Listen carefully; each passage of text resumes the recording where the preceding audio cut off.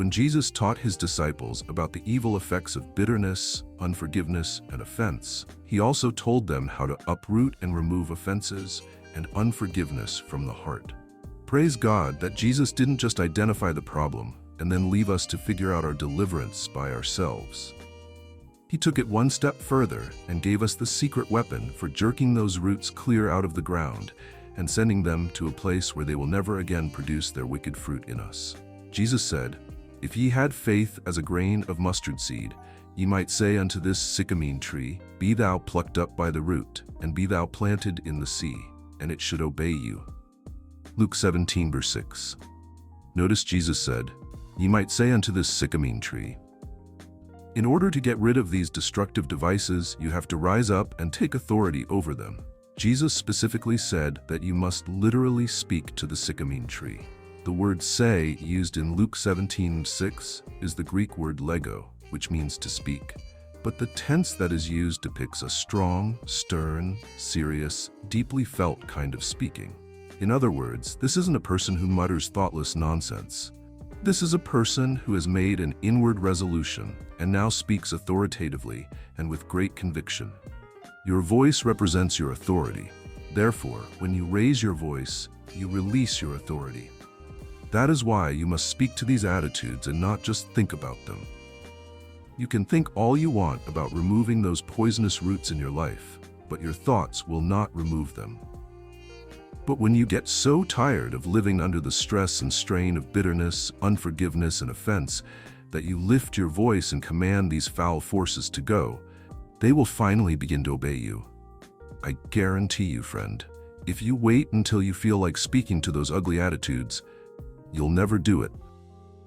If you depend on your feelings and emotions to motivate you, you'll never be free of offense and unforgiveness. Your feelings and emotions will tell you that you have a right and a reason to feel the way you do.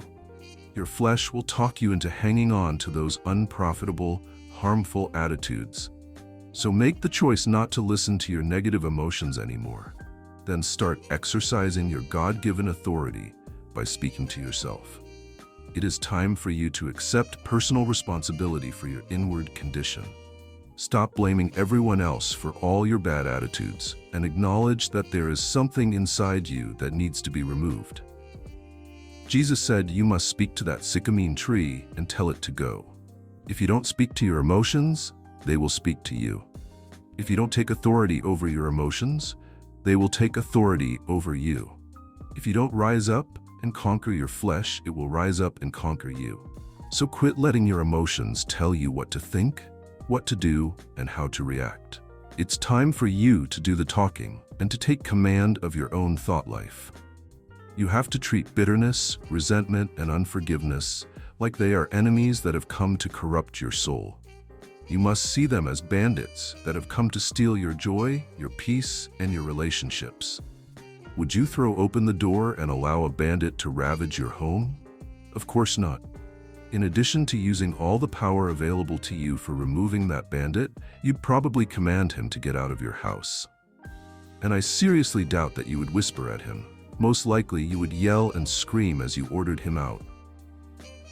Likewise, you must decide not to tolerate this spiritual pestilence any longer, not even for a second. It's time for you to raise your voice of authority and declare to these attitudes that they will no longer dominate you.